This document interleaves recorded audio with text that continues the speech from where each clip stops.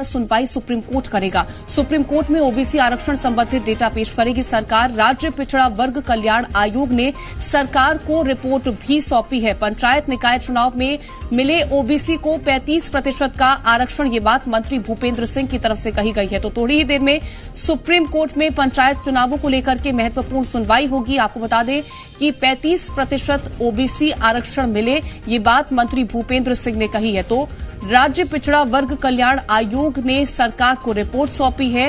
ये रिपोर्ट सरकार supreme court के समक्ष पेश करेगी, जिसके बाद सुप्रीम कोर्ट में आज सुनवाई होने वाली है। राहुल हमारे संवाददाता तमाम जानकारियों के साथ जुड़ रहे हैं। राहुल, आज बेहद महत्वपूर्ण दिन है ओबीसी आरक्षण के लिहाज से, क्योंकि आज जो रिपोर्ट है राज्य पिछड़ा वर्ग कल्याण आयोग की जो रिपोर्ट है वो सुप्रीम कोर्ट के समक्ष पेश की जाएगी। महत्वपूर्ण फैसला आ जाएगा।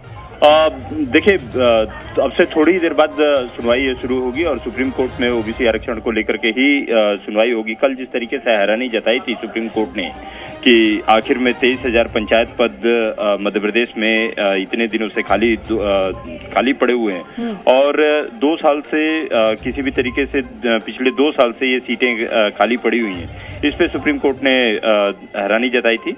सुप्रीम कोर्ट ने जल्द से जल्द पूरा का पूरा डाटा संबंधित जितनी जो दस्तावेज हैं उन सभी को डाटा संबंधित दस्तावेज का तलब किया था।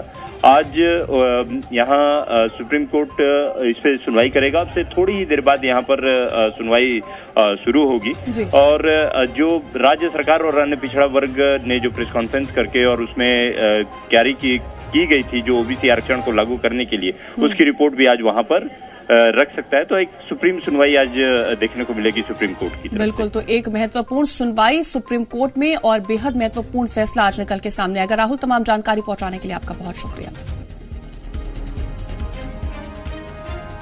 वहीं मध्य प्रदेश में ओबीसी वर्ग कल्याण आयोग की रिपोर्ट पर कांग्रेस ने सवाल उठाए हैं। कांग्रेस के पूर्व प्रदेश अध्यक्ष अरुण यादव ने सरकार पर गलत आंकड़े पेश करने का आरोप लगाया। उन्होंने कहा कि मध्य प्रदेश में ओबीसी वर्ग की आबादी 48 नहीं 56% है। अरुण यादव ने आबादी के आधार पर आरक्षण की मांग की है। 56% से अधिक मध्य प्रदेश में पिछड़े हैं और उसी अनुपात में हमको मध्य प्रदेश की सरकार ने आरक्षण देना चाहिए। मुझे ऐसा लग रहा है कि जो प्रदेश की सरकार ऐसी परिस्थिति उच्चतम न्यायालय के सामने प्रस्तुत कर रही है और जो आंकड़े प्रस्तुत कर रही है, उससे ऐसा प्रतीत होता है कि प्रदेश सरकार एक बार फिर हमको धोखा देना चाह रही है। मध्य प्रदेश में ओबीसी आयोग की रिपोर्ट पर सियासत शुरू हो गई है। कांग्रेस ने आयोग की रिपोर्ट पर सवाल उठाए तो प्रदेश के मंत्री भूपेंद्र सिंह ने पलटवार किया। भूपेंद्र सिंह ने आरोप लगाया कि कांग्रेस पिछड़ा वर्ग का कल्याण नहीं चाहती, सिर्फ दिखावा करती है। भूपेंद्र सिंह ने कहा कि सरकार चाहती है कि ओबीसी को आरक्षण मिले, पर कांग्रेस उसमें किंतु परंतु कर रही है। जो पिछड़ा वर्ग कल्याण आयोग है, उस समिति ने सभी जगह दौरा किया है। दौरा करने के बाद रिपोर्ट ली है और रिपोर्ट पूरी बहुत विस्तृत रिपोर्ट है और उसमें एक जानकारी दी गई है, वो आज न्यायालय में प्रस्तुत करेंगे। तो कांग्रेस ने तो कुछ किया नहीं। हम अगर कर रहे हैं कि ओबीसी को आरक्षण मिल जाए तो कांग्रेस उसमें किंतु परंतु कर रही है। ये काम कांग्रेस ने क्यों नहीं किया? तो मध्य प्रदेश में ओबीसी आरक्षण को लेकर के पिछड़ा वर्ग कल्याण आयोग ने अपनी रिपोर्ट सरकार को सौंप दी है। ओबीसी कल्याण आयोग की रिपोर्ट के मुताबिक मध्य प्रदेश में पिछड़ा वर्ग के 48% मतदाता है। एससी एसटी मतदाता घटाने के बाद 79 ओबीसी मतदाता। त्रिस्तरीय पंचायत चुनावों के सभी स्तरों में ओबीसी को मिले 35% का आरक्षण, ये बात कही गई। नगरीय निकाय चुनावों में भी 35% ओबीसी आरक्षण की सिफारिश की गई है। बात अगर करें पंचायत निकाय चुनाव में ओबीसी आरक्षण सुनिश्चित करने के लिए, तो संविधान में इसके लिए संशोधन हो सकता है। संविधान में संशोधन के लिए केंद्र सरकार को प्रस्ताव भेजा गया है और साथ ही जनसंख्या के आधार पर ओबीसी बहुल जिले और ब्लॉक ओबीसी बहुल क्षेत्र को घोषित किया जाए, ये बात कही गई। ओबीसी बहुल क्षेत्र में विकास की योजनाएं लागू की जाएं, इस बात का जिक्र भी किया गया।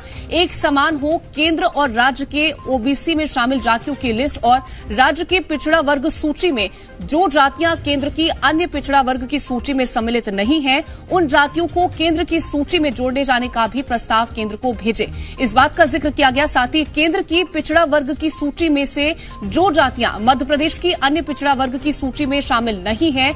मध्य प्रदेश शासन द्वारा उन जातियों को राज्य की सूची में जोड़ा जाए, इस बात का जिक्र भी किया गया। वहीं अगली खबर का रुख कर ले, जहां ओबीसी आरक्षण को लेकर के गृह मंत्री नरोत्तम मिश्रा का बड़ा बयान सामने आया। नरोत्तम मिश्रा ने कहा कि ओबीसी के लिए 35% आरक्षण की मांग की है। ऐसा करने वाला मध्य प्रदेश देश का पहला राज्य है।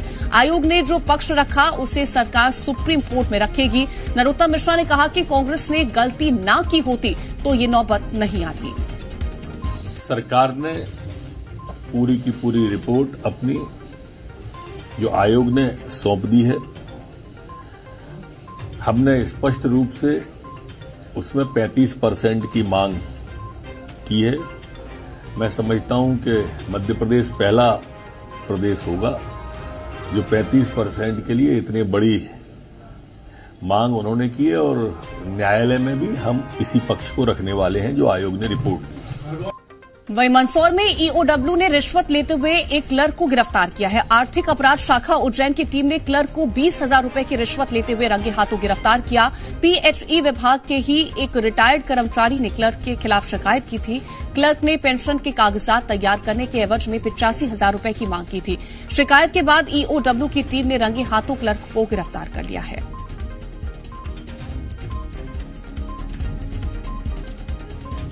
वहीं सागर में युवती के साथ गैंगरेप का सनसनीखेज मामला सामने आया। जैसे नगर इलाके के जंगल में 4 लोगों पर युवती के साथ दुष्कर्म के आरोप लगाए हैं। इलाके के बदमाश चैन सिंह पर अपने 3 साथियों के साथ युवती के साथ दुष्कर्म के आरोप लगे। पुलिस ने मामले में एक नाबालिग समेत 2 आरोपियों को गिरफ्तार कर लिया है, जबकि मुख्य आरोपी चैन सिंह समेत एक अन्य नाबालिग अभी भी फरार है। पुलिस ने फरार आरोपियों पर 20,000 का इनाम घोषित किया। पुलिस के मुताबिक युवती अपने रिश्तेदार के साथ बाइक से जा रही थी।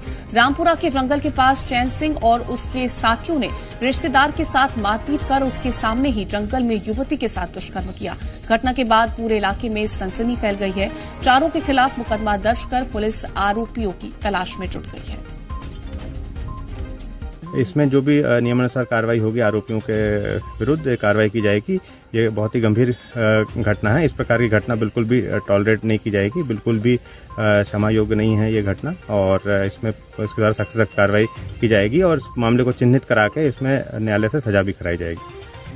वहीं सिवनी मॉब लिंचिंग मामले में मध्य प्रदेश की सियासत थमती नहीं दिख रही। मामले में नेता प्रतिपक्ष गोविंद सिंह ने घटना की न्यायिक जांच की मांग करते हुए सरकार और सीबीआई पर सवाल उठाए हैं। गोविंद सिंह ने कहा कि सरकार न्यायिक जांच की घोषणा करे। साथ ही उन्होंने कहा कि सीबीआई जांच पर हमें भरोसा नहीं है। सीबीआई सिर्फ विरोधियों को फंसाने का काम करती है। इसी के साथ ही बीजेपी के दंगे करवाने के आरोपों पर गोविंद सिंह ने कहा कि सरकार या तो कार्रवाई करे या कुर्सी छोड़े। सीबीआई हो गई है विरोधियों को फंसाने के लिए। किसको फंसाना है?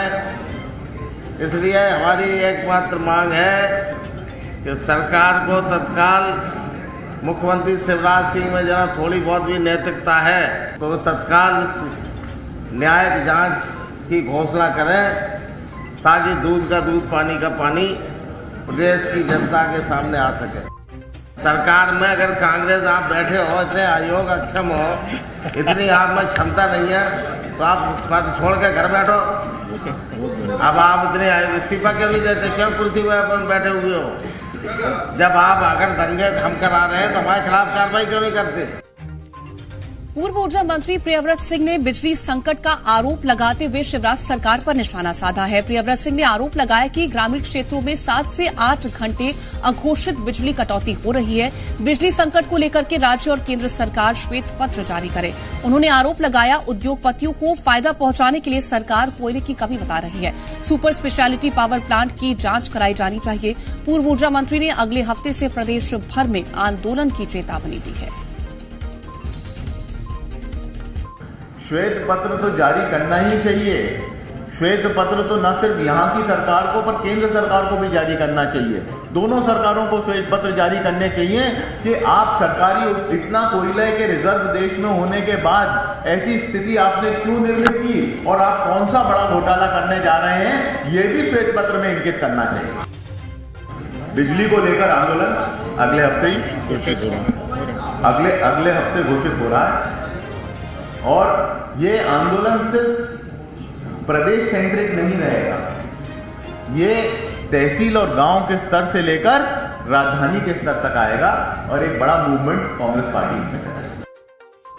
वहीं कोरोना की वजह से हुई मौतों को लेकर के WHO की रिपोर्ट पर मध्य प्रदेश की सियासत में बवाल मचा हुआ है। रिपोर्ट के आधार पर पूर्व सीएम कमलनाथ ने सरकार पर सवाल उठाए, तो वहीं गृह मंत्री ने अब आरोपों पर पलटवार किया। कमलनाथ ने ट्वीट के जरिए लिखा था कि मैं शुरू से ही कहता रहा हूं कि कोरोना से देश में लाखों लोगों की मौत हुई है, जबकि बीजेपी सरकार लोगों की जान बचाने और सच्चाई स्वीकारने के बजाय आंकड़े दबाने छिपाने में लगी रही। वहीं अब गृह मंत्री नरोत्तम मिश्रा ने कहा कि कमलनाथ देश की रिपोर्ट का ना मान करके WHO की रिपोर्ट पर भरोसा कर रहे हैं। ये देश को बदनाम करने की साजिश है। नरोत्तम मिश्रा ने कहा कि कांग्रेस मातमी राजनीति पर आ गई है। ये पूरा बवाल WHO की इस रिपोर्ट पर है, जिसके मुताबिक भारत में कोरोना की वजह से 47 लाख से ज्यादा लोगों ने जान गंवाई है।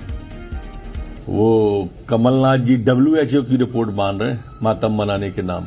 यही तो विशेषता है, महान भारत को बदनाम भारत कैसे करें। जो उनने कहा था ना, यही उनकी थीम है।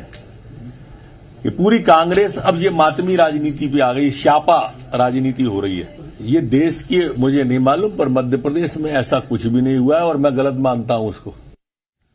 वहीं खरगोन में कांग्रेस डेलीगेशन के विरोध पर गृह मंत्री नरोत्तम मिश्रा ने तंज कसा है। नरोत्तम मिश्रा ने कहा कि कांग्रेस पहले बस्ती जलाती है और फिर मातम मनाने जाती है। गृह मंत्री ने कहा कि कांग्रेस की गुटबाजी अब जनता के बीच भी जग जाहिर है। नरोत्तम मिश्रा ने तंज कसते हुए कहा कि खदेड़ने के दौरान आखिरकार सज्जन वर्मा ने दिग्विजय सिंह के खिलाफ नारे लगवा ही दिए। कांग्रेस डेलीगेशन के खरगोन दौरे का एक वीडियो सोशल मीडिया पर वायरल हो रहा है। वीडियो में लोग दिग्विजय सिंह हाय हाय के नारे लगा रहे हैं। बताया जा रहा है कि सज्जन वर्मा ने पहले प्रधानमंत्री के खिलाफ नारे लगाए, जिसके बाद लोगों ने कांग्रेस और दिग्विजय सिंह के खिलाफ नारेबाजी शुरू कर दी। इतना ही नहीं, नेताओं को खदेड़ा भी गया। और कमाल है, सज्जन भाई को मान गए हम। जो खदेड़ा है जनता ने, उस वक्त भी उनने दिग्विजय सिंह को नहीं छोड़ा है। कोई अवसर नहीं छोड़ते दिग्विजय सिंह के अपमान का सज्जन भाई। वहां भी नारे उन्होंने दिग्विजय सिंह मुर्दाबाद के लगवा ही दिए। अब इनकी अंदर की गुटबाजी है, लेकिन जनता के बीच भी ले जाने से कांग्रेस के लोग छोड़ते ही नहीं है। वहीं भोपाल में गृह मंत्री नरोत्तम मिश्रा ने राजस्थान की कांग्रेस सरकार पर तंज कसते हुए कहा कि करौली से शुरू हुए दंगे राजस्थान में सीरीज के रूप में चल रहे हैं। सीएम अशोक गहलोत को बुलडोजर सचिन पायलट और उनकी टीम पर नहीं, बल्कि दंगाइयों के खिलाफ चलाना चाहिए। अगर बुलडोजर नहीं है तो मध्य प्रदेश और यूपी से मंगवा ले। नरोत्तम मिश्रा ने कहा कि खरगोन में हुए दंगों पर हमने 1-2 दिन में ही कंट्रोल कर लिया था। खरगोन में हमने शुरुआत के 2-3 घंटे में ही नियंत्रण में ले लिया था। राजस्थान से क्या तुलना करते हो? वहां तो सीरीज बन रही है, कहीं दंगे नियंत्रित ही नहीं हो रहे हैं। सीरीज बना रखी है, इंटरनेट बंद कर रहे हैं। हमने नहीं किया इंटरनेट बंद, हमने नहीं किया। अब ये बुलडोजर जो है ना, अशोक गहलोत जी सचिन पायलट या उनकी टीम पे चलाने से अच्छा अपराधियों पर चलाते, दंगाइयों पर चलाते, तो बात समझ में आती। जो कानून के खिलाफ काम करते और उन पर नहीं हो तो यूपी एमपी से मंगवा लो, भिजवा देंगे।